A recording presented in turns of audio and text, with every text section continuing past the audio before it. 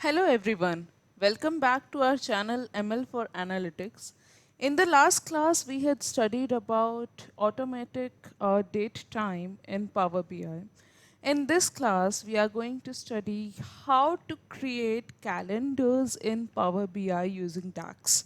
So again, whenever we want to work with various reports, we want to do reporting with like month year reporting or day month year reporting. We want to do quarterly analysis, and in all those reports, calendar data plays a very important role, because obviously we are getting dates or yearly data uh, as a qualitative data, and obviously we are going to need calendar table in that particular case.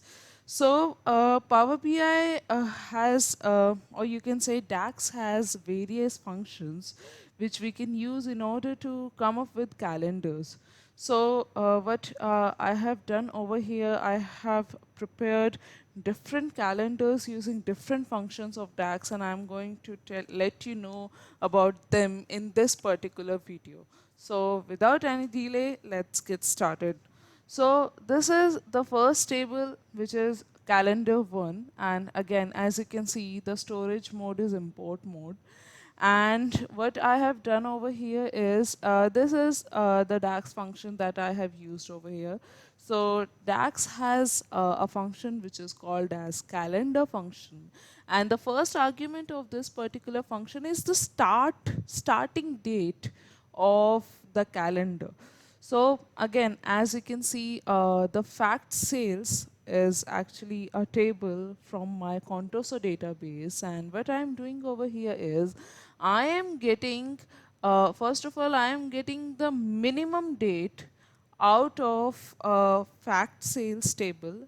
The date key is actually a date column, and from the minimum date I am getting the year associated with that minimum date. And then, as you can see over here, this is the date function that I have used. So the first argument of the date function is the year itself. The second argument of this particular function is the month, and the third one is the day. So the minimum year of fact sales table is 2007. So that's how I have got this particular date over here, which is 1st January 2007. And then over here, as the second parameter, we actually add the ending date of the calendar table. So it's the date at which your calendar is going to end. So over here, I have used the max function of DAX, and over here, I have used the same kind of thing. I have used date function. The only change is that I have used maximum. I am bringing the maximum year um, of the date key column, and then I have added December over here. So 12 actually denotes December month, and 31st over here. So if you want to see what is the outcome, so this is the outcome. So 2007 is the maximum date. It's the it's the year corresponding to the maximum date in date key column of fact sales. So that's how I'm getting this. Then let's move to second calendar, that is calendar 2, and over here I have used calendar auto function. So what calendar auto function does is it actually fetches the lowest date, so you can say the lowest date of the data model. It is going to scan your data model, and what it is going to do is it is going to see what is the lowest date. So you may be having many columns associated with the in data model associated with date, and then suppose that you also have date of birth, and you have people who were born back in 1960. So you are going to get the lowest date corresponding to the year 1960, so 1st January 1960 over here. and you may be having the data associated, the maximum date of birth, or any date associated with your data model as 2021 itself. So you are going to get that date over here. So the year is going to become the maximum year, and December and 31st will get added to it. So calendar usage of calendar auto is actually not recommended due to this, because it is going to create a huge table in front of you. And if you have used date of birth or anything like that as a parameter, then obviously it is going to add all those dates which are actually not needed for your reporting. So then let's move to calendar 3. And as you can see, I have added 6 over here. So this 6 actually denotes the month which I want. So different people have different fiscal years. So some of people use April to March as the year, as a fiscal year. Some use like July to June. So this 6 actually denotes the ending month of your calendar. So as you can see, adding 6 actually corresponds to the month of June. So over here, the first date is associated with July month, and if I talk about the ending dates, then it is the last month of June. So as you can see, everything remains the same. The first date is it is corresponding to the year 2003. Previously it was corresponding to the year 2004, but we have actually shifted the data points, and now it is starting from July 2003, and then it is ending to June 2012. So this is the thing which is happening over here. While when we were using calendar 2, it was ending in December 2011. So the shifting has happened for the first year, as for the first year, as well as for the last year itself. So it's like an additional 12 months have been added over here. Now, let's move to calendar 4. So, we have implemented calendar function using calendar auto over here.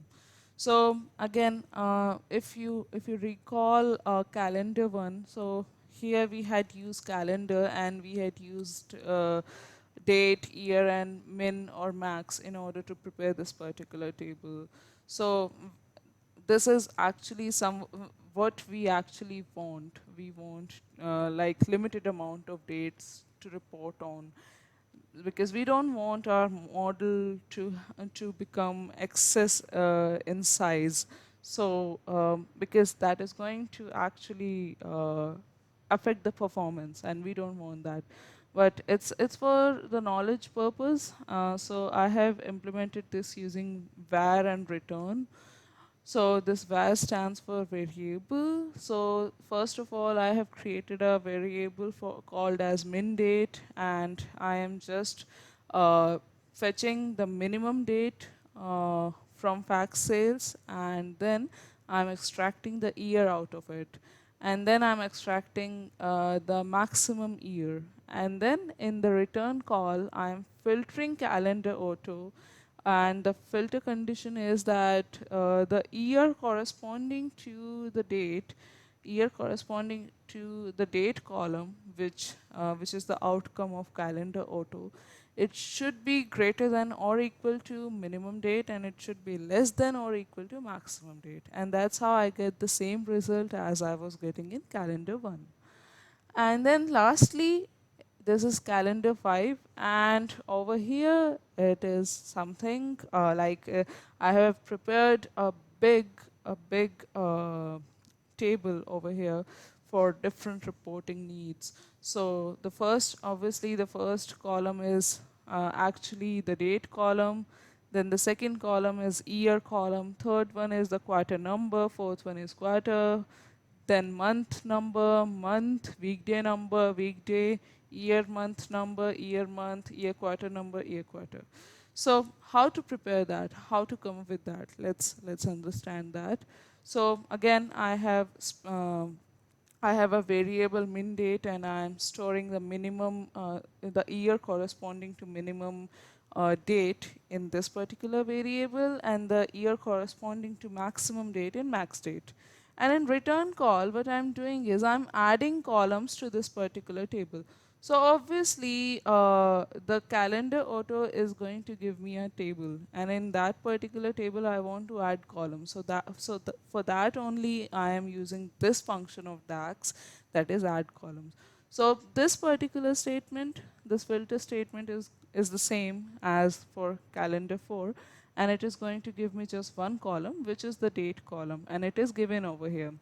Then I have added additional columns over here. First one is year, and the syntax or the expression for year column is that I want to extract the year out of this date column. And that's what I'm getting over here, which is 2008 for the first date itself. And then for quarter number, what I'm going to do is, first of all, I'm going to use the format function. And in format function only, I am applying this Q format on the date, and then I'm applying this int function, and it is going to give me the quarter number. In order to get the quarter only, like in Q1, Q2 format, I am actually using the same thing. I am first of all getting the number, and then I am actually concatenating it with Q. So that's how I get this Q1, Q2, Q3, and all this.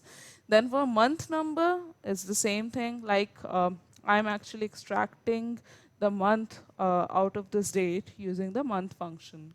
In order to get the month in this MMMM format,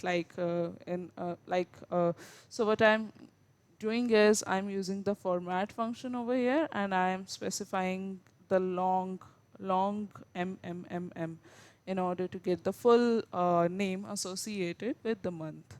Then, in order to get the weekday number, I am using weekday function of DAX. In order to get normal weekday like Monday, Tuesday, Wednesday, I am using DDDD format on date. Then, in order to get year, month, number, so it's a simple concatenation, not concatenation, addition actually. So first of all, I'm multiplying 100 to the year of date, and then I'm adding the month number to it. So the summed up thing goes like 2008-07 or 08 for August 2008. Then in order to get year month, what I'm doing is, first of all, format, which is this. I'm getting the full name associated with the month of this particular date in current row context, and then I am adding a space and then this particular year. And for year quarter number, the same thing. First of all, multiplying year with 100, and then adding the quarter number to it. And in order to get the year quarter in this particular format, it's a simple concatenation. First of all, get the quarter, like which I have done over here, and then concatenate with year. So with this, what I get is I get this particular table. So this table is going to become useful to you in your different reporting needs whenever you have to report on on data associated with several years or several quarters, and you want to prepare yearly reports or quarterly reports or monthly reports. So for that, time intelligence functions are of very much use, and that is why uh, DAX offers several time intelligence functions. And so over here we have learned how to prepare different calendars, and So yeah, that's it, guys. I hope you liked this video, you found this video informative. If yes, then please like this video, share this video. Let me know of your feedback in the comment section below and subscribe to this channel. Thank you. Bye bye.